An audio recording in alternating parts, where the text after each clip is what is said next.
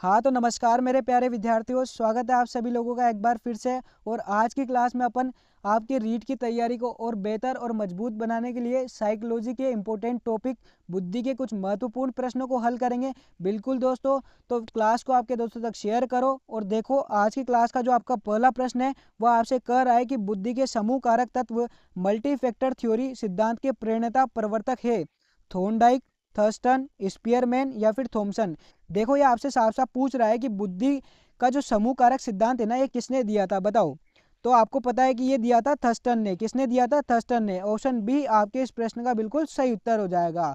Next question है दोस्तों आपके कि सृजनशील बालक क्रिएटिव चिल्ड्रन का विशेष लक्षण है, यानी कि जो सृजनशील बालक होते हैं ना, इनका विशेष लक्षण क्या होता है बताओ। समस्याओं के प्रति सजग नहीं होना, गतिशील चिंतन का अभाव, प्रबल जिज्ञासा या समायोजन के प्रति जागरूक नहीं होना। तो देखो, जो सृजनशील बालक होते हैं ना, उनमें जिज्ञासा ज्यादा होती है, वो प्रबल जिज्ञासु होते हैं। क्या होते हैं? प्रबल जिज्ञासु। तो हमारा सही उत्तर क्या हो जाएगा? Option C. बिल्कुल दोस्तों। नेक्स्ट क्वेश्चन है आपके कि निम्नलिखित में से कौन सा बाकर मेहंदी सृजनात्मकता परीक्षण का एक उप परीक्षण नहीं है, यानी कि कौन सा है जो बाकर मेहंदी द्वारा सृजनात्मकता परीक्षण का उप परीक्षण नहीं है। परिणाम परीक्षण, अप्रचलित उपयोग परीक्षण, पूछना और अनुमान लगाना परीक्षण या फिर नवीन संबंध परीक्षण। तो देखो, इसका जो सही उत्तर है ना, वो है आपके ऑप्शन बी, अप्रचलित उपयोग परीक्षण। ये बाकर मेहंदी सृजनात्मकता परीक्षण का एक उप परीक्षण नहीं है। तो ऑप्शन बी आपका सही उत्तर हो जाएगा। नेक्स्ट क्वेश्चन है आपके कि बालक सृजनात्मक योग्यता रखता है यदि वह, यानी कि वो कौन सा बालक है जो सृजनात्मक योग्यता रखेगा। जिज्ञासुवश प्रश्न पूछता है, अधिक नंबर प्राप्त करता है, आज्ञाकारी और गृह कार्य पूरा करता है या फिर कक्षा में अनुशासन भंग करता है। तो ये तो बिल्कुल ही नहीं है। तो सृजनात्मक योग्यता रखने वाला बालक वो होगा जो जिज्ञासावश प्रश्न पूछता है, यानी कि वो बालक जो जिज्ञासु होगा वो सृजनात्मक भी होगा। बिल्कुल, ऑप्शन ए आपके इस प्रश्न का सही उत्तर है। नेक्स्ट क्वेश्चन है दोस्तों आपके कि बुद्धि के संबंध में निम्न में से कौन सा कथन सही नहीं है, यानी कि कौन सा कथन है जो सही नहीं है बताओ। बुद्धि वंशक्रम और पर्यावरण की देन है, बुद्धि की लंबवत वृद्धि जीवन पर्यंत चलती है, बुद्धि लिंग भेद नहीं करती, और बुद्धि किसी समूह या जाति का जन्मसिद्ध अधिकार नहीं है। तो बिल्कुल ये बात सही है कि किसी जाति और समूह का जन्मसिद्ध अधिकार नहीं है, और ये भी सही है कि वो लिंग भेद नहीं करती है, और बुद्धि वंश क्रम और पर्यावरण की देन है, ये भी सही है। लेकिन इसने जो कहा ना कि बुद्धि की लंबवत वृद्धि जीवन पर्यंत चलती है, ये असत्य है। बल्कि जो क्षैतिज वृद्धि है ना, ये जीवन पर्यंत चलती है, लंबवत नहीं चलती है। तो हमारा सही उत्तर क्या हो जाएगा कि जो ऑप्शन बी है ये असत्य कथन है, यानी कि ये सही नहीं है। ऑप्शन बी आपके इस प्रश्न का सही उत्तर है। नेक्स्ट क्वेश्चन है आपकी क्वेश्चन नंबर 6, जो आपसे कह रहा है कि निम्नलिखित में से कौन सा गिलफोर्ड के त्रिविमीय बुद्धि सिद्धांत के विषय वस्तु आयाम का घटक नहीं है। यानी कि जो गिलफोर्ड ने त्रिविमीय बुद्धि सिद्धांत दिया था, उसमें विषय वस्तु आयाम का घटक कौन सा नहीं है। प्रणाली, प्रतीकात्मक, शाब्दिक या फिर व्यवहारिक। तो देखो, जो प्रणाली है ना, ये विषय वस्तु आयाम का घटक नहीं है। ऑप्शन ए आपके इस प्रश्न का सही उत्तर है। नेक्स्ट क्वेश्चन है दोस्तों आपके कि मानसिक आयु की अवधारणा विकसित किया था, यानी कि जो मानसिक आयु है ना, इसकी अवधारणा को किसने विकसित किया था बताओ। बीने ने, स्टर्न ने, टर्मन ने या फिर केटल ने। तो देखो, मानसिक आयु जो अवधारणा है इसका विकास किया था अल्फ्रेड बीने ने। किसने? अल्फ्रेड बीने। ऑप्शन ए आपके इस प्रश्न का सही उत्तर है। नेक्स्ट क्वेश्चन है दोस्तों आपके कि सृजनात्मकता मुख्य रूप से संबंधित होती है, यानी कि जो सृजनात्मकता होती है ना, ये किससे संबंधित होती है बताओ। अभिसारी चिंतन से, अपसारी चिंतन से, अनुकरण से या मॉडलिंग से। तो देखो, जो सृजनात्मकता है ना, ये संबंधित होती है अपने अपसारी चिंतन से। किससे? अपसारी चिंतन। ऑप्शन बी आपके इस प्रश्न का सही उत्तर है। बिल्कुल दोस्तों। नेक्स्ट क्वेश्चन है आपके कि बुद्धि के त्रितंत्रीय सिद्धांत के अनुसार बुद्धि विश्लेषण, सृजनशील और व्यवहारिक रूप के अंतर्गत आती है। बुद्धि के इस सिद्धांत का विकास किया था, यानी कि जो त्रितंत्रीय सिद्धांत है ना, उसका प्रवर्तक कौन है बताओ। Harvard gardener, Robert J Sternberg, L A Thurston या फिर ई एल थॉर्नडाइक। तो देखो, जो त्रितंत्रीय सिद्धांत दिया ना, वो दिया था आपके रॉबर्ट जे स्टर्नबर्ग ने। किसने? रॉबर्ट जे स्टर्नबर्ग ने ये सिद्धांत दिया। तो ऑप्शन बी आपके इस प्रश्न का बिल्कुल सही उत्तर हो जाएगा। नेक्स्ट क्वेश्चन है दोस्तों आपकी कि 12 वर्षीय विद्यार्थी सोहन की बुद्धि लब्धि 75 है, उसकी मानसिक आयु क्या होगी। यानी कि आपसे पूछा है कि एक 12 वर्ष का सोहन है जिसकी बुद्धि लब्धि आपको दी हुई है 75, उसकी मानसिक आयु आपसे पूछी है। तो बताओ उसकी मानसिक आयु क्या होगी। तो उसकी मानसिक आयु होगी 9 वर्ष। क्या होगी? 9 वर्ष। ऑप्शन बी आपके इस प्रश्न का सही उत्तर होगा। अब कैसे निकाला? तो आपको अगर मानसिक आयु निकालने का सूत्र पता है कि IQ बराबर MA/CA × 100। इस सूत्र में आप ये मान रखिएगा, आपके उत्तर निकल आएगा। बिल्कुल ऑप्शन बी आपके इस प्रश्न का सही उत्तर है। नेक्स्ट क्वेश्चन है आपके कि बुद्धि परीक्षण निर्माण के जन्मदाता है, यानी कि बुद्धि परीक्षण का निर्माण किसने किया था बताओ। फ्रांसिस गाल्टन ने, अल्फ्रेड बीने ने, लेवेटर ने या विलियम स्टर्न ने। तो देखो जो बुद्धि परीक्षण के जन्मदाता है ना, वो है आपके अल्फ्रेड बीने। कौन है? अल्फ्रेड बीने। ऑप्शन बी आपके इस प्रश्न का सही उत्तर है। नेक्स्ट क्वेश्चन है दोस्तों आपके कि टर्मन के अनुसार अति उत्कृष्ट वेरी सुपियर रखते हैं, यानी कि वो कौन से बालक है जो अति उत्कृष्ट की श्रेणी में आते हैं। 140 से अधिक बुद्धि लब्धि वाले, 120 से 125 बुद्धि लब्धि वाले, 110 से 115 बुद्धि लब्धि वाले या 110 से नीचे बुद्धि लब्धि वाले। जो देखो अति उत्कृष्ट यानी कि यहाँ पर वेरी सुपीरियर यानी कि प्रतिभाशाली छात्र की बात की जा रही है। यानी कि प्रतिभाशाली की बुद्धि लब्धि कितनी होती है? तो 140 से अधिक होती है। कितनी? 140 से अधिक। ऑप्शन ए आपके इस प्रश्न का बिल्कुल सही उत्तर होगा। नेक्स्ट क्वेश्चन है दोस्तों आपके कि बुद्धि का द्विकारक सिद्धांत किसके द्वारा दिया गया। यानी कि जो बुद्धि का द्विकारक सिद्धांत है ना, किसने दिया था बताओ। साइमन ने, स्पीयरमैन ने, गिलफोर्ड ने या टर्मन ने। तो बुद्धि का द्विकारक सिद्धांत दिया था आपके स्पीयरमैन ने। किसने? स्पीयरमैन। ऑप्शन बी आपके इस प्रश्न का सही उत्तर होगा।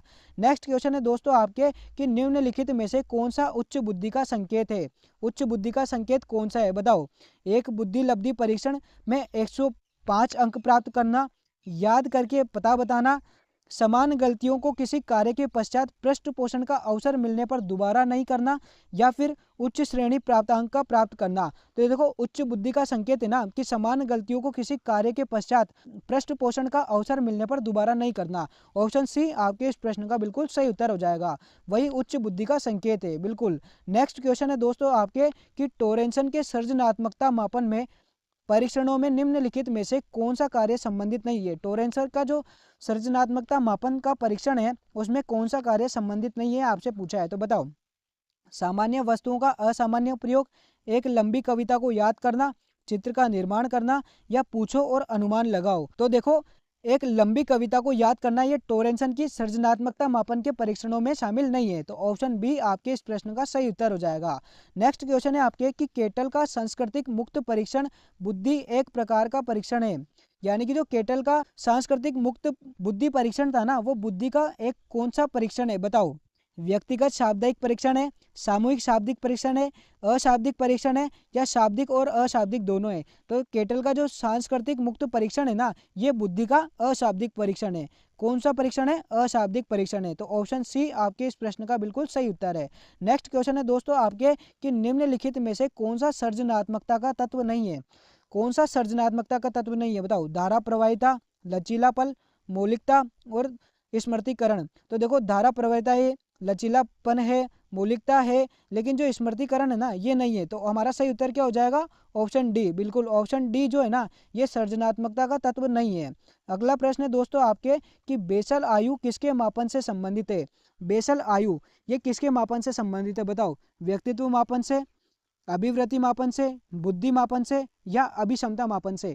तो देखो बेसल आयु है ना ये बुद्धि मापन से संबंधित है। किससे? बुद्धि मापन से। ऑप्शन सी आपके इस प्रश्न का बिल्कुल सही उत्तर होगा। नेक्स्ट क्वेश्चन है दोस्तों आपकी कि बुद्धि लब्धि IQ के परिकलन का सूत्र है। यानी कि बुद्धि लब्धि का सूत्र क्या है? मैंने आपको पहले भी बताया था कि IQ बराबर MA/CA × 100। अब बताओ ये कौन से ऑप्शन में है। तो ये आपके MA/CA/100 ऑप्शन बी आपके इस प्रश्न का सही उत्तर हो जाएगा। क्या हो जाएगा? सही उत्तर हो जाएगा। नेक्स्ट क्वेश्चन है दोस्तों आपके कि 25 वर्षीय लड़का जिसकी मानसिक आयु 16 है।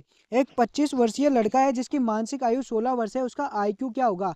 अब जो सूत्र है ना उस सूत्र में इस संख्या को रख दो, आपको आपका उत्तर मिल जाएगा। तो उसका IQ है ना वो है 64।